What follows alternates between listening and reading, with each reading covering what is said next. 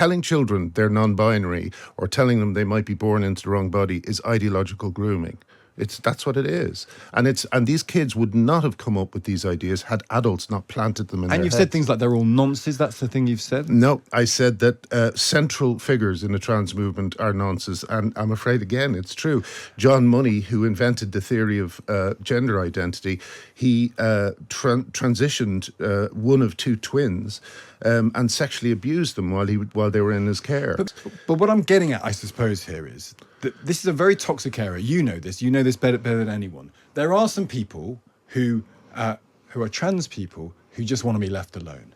I just wonder, in all humility, you could say, I want to defend women. I've got into this position and I've gone further and further and further as I've gone it. But I do, in all humility, hold my hands up and say, if trans people who want to live a quiet life have felt distressed by things I've said, I regret that because it's not done me any good and it's not done them any good. Well, is that again, okay to say that? I don't think so, because what does trans people mean? I mean, I also had a musical that I wrote. I spent 3 or 4 years writing, and Hat Trick Productions offered me £200,000 to walk away from it. So that should be on right now. But an English company basically stole my work, and that's what particularly hurts, because it was like my pension. But it's gone. And it's all because I just, like, to answer your question more directly, I don't see how anyone could be quiet when children are being sterilized and mutilated by experimental treatments. I've spoken to too many detransitioners, too many doctors who just think that this is insane. And I don't see how anyone can be quiet while it's going on. The distinction between being quiet and then, I just wonder whether in having a defensible intellectual position, which is one thing, and then being in an environment, social media, where the pressure is to say more and more and more intense things, more and more provocative things, the endorphin hit of likes and approbation. Sure. Do you accept, hands up, you've gone too far in some respects? You've said things that you would want to take back? No, not one thing. Basically, there's been 75 hit pieces written about me since I started talking about this by Pink News. And all I've been saying over and over again is the same kind of principles that everybody agrees with. Women deserve fair sports. They deserve segregated spaces, or spaces segregated by sex for their privacy and their safety. These are not controversial opinions. But you've been saying them controversially, Graham, and you know this. You deliberate. You say things like... Now, but before you begin, can I just say, please don't list my Wikipedia page to me, because we have been trying to change that Wikipedia page because most of it is based on Pink News articles. Well, what is it? But some of it's based on what you did say on Twitter, didn't you? I mean, you can say you didn't say some of this stuff. I did. Well, the big Nazi thing that they threw at me was a complete misreport of a podcast that I did. And if you heard the podcast, you'd know that it was a completely reasonable. But there are tweets. I've seen tweets where I think are real. I mean, you can tell me they're not real, and I'd believe you. But where you say things like there is a culture of paedophilia associated with trans people. No, you call people groomers. Queer theory. Yes, telling children they're non-binary or telling them they might be born into the wrong body is ideological grooming.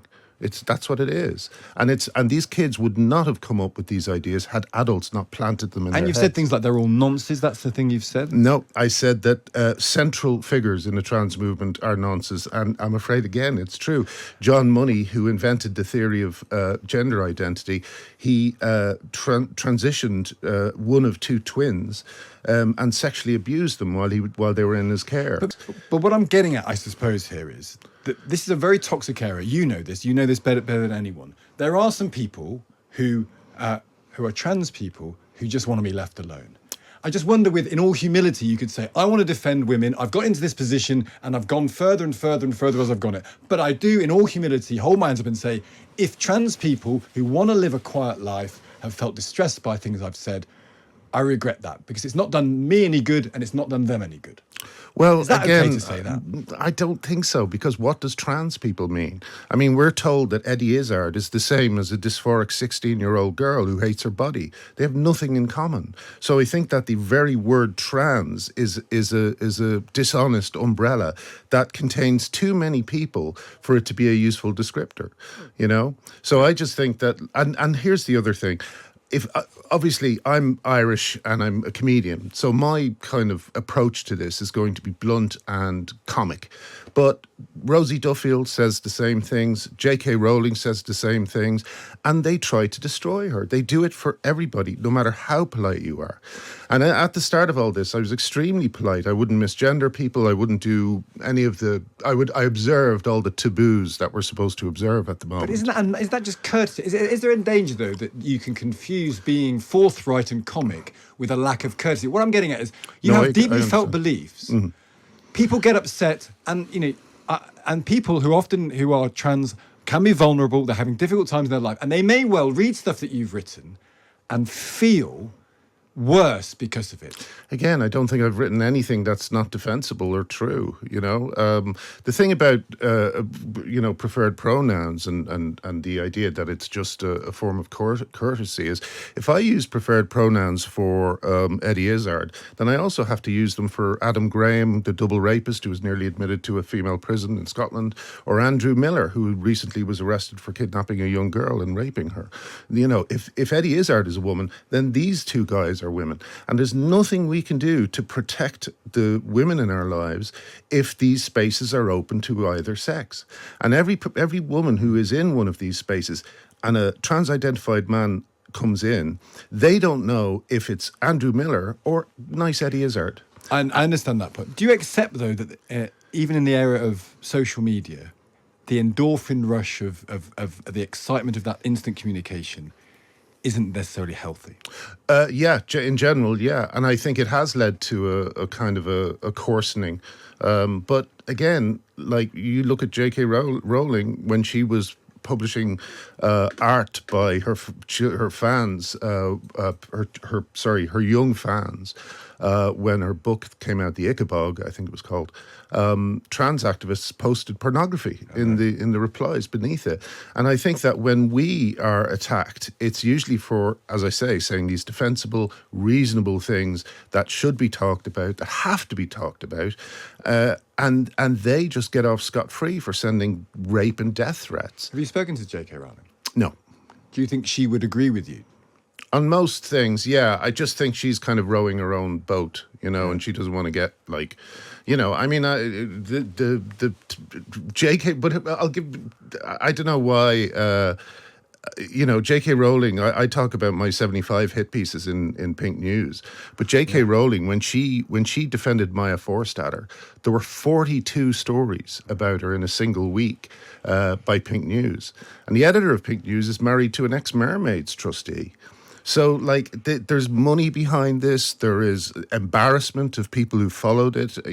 I think it's essentially a mass delusion, and people are digging in and they're responding to any scrutiny, to any form of criticism, as if it's bigotry. Have you been cancelled, Graham Linehan, in a meaningful way? Do you think the term cancelled is a useful term that is meaningful? You've written a book is one thing.